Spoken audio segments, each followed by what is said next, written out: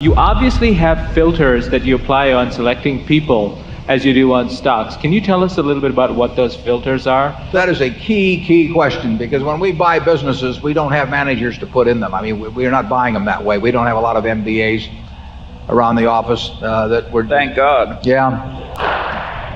That I have not promised that they're going to have all kinds of opportunities. So as a practical matter, we need management with the businesses that we buy. And 3 times out of 4 or thereabouts, the manager is the owner and is receiving tens of millions, maybe hundreds of millions of dollars. So they don't have to work. And we have to decide in that time when we meet them whether they love the business or love money.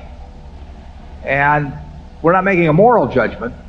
Charlie may, but I'm not making a moral judgment about whether it's better to love the business or love money, but it's very important for me to know which of the two is the primary motivator with them. And we have had extremely good luck in identifying people who love their business. So all we have to do is avoid anything that, on our part, that diminishes that love of the business or makes other conditions so intolerable that they overcome that love of the business. And we have a number of people working for us that have no financial need to work at all, and they probably outwork 95% or more of the people in the world, and they do it because they love smacking the ball. And we virtually had no mistakes in that respect. And we have identified a number of people, Charlie and I have, in terms of proposals to us, where we felt that they liked the money better than the business. They were kind of tired of the business, and they might promise us that they would continue on and they would do it in good faith, but something would happen 6 months later or a year later, and they'd say to themselves, why am I doing this for Berkshire Hathaway when I could be doing whatever else they want to do?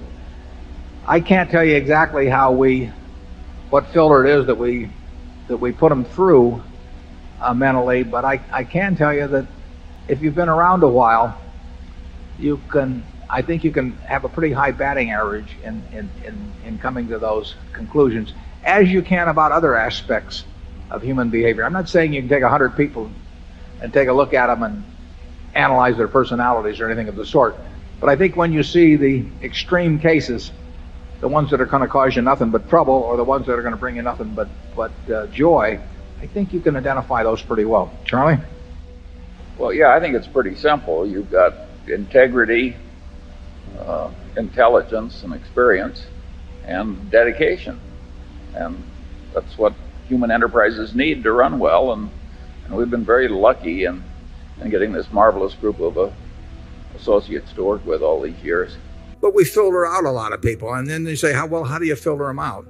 I would say, and I think Charlie will agree with this, people give themselves away fairly often, and maybe it does help to have been around as long as we have, in seeing the various ways they give themselves away.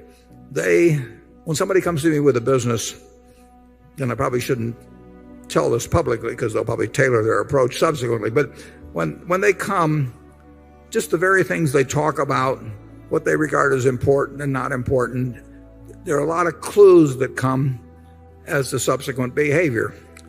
And like I say, we've really had a batting average I wouldn't have thought we would have had in the people that we've joined with, but it hasn't been 100%. It's been well above 90. And I get asked that, how do you make those judgments? And I don't know, Charlie, can you articulate the way we do it? Well, partly we're deeply suspicious when the proposition is too good to be true.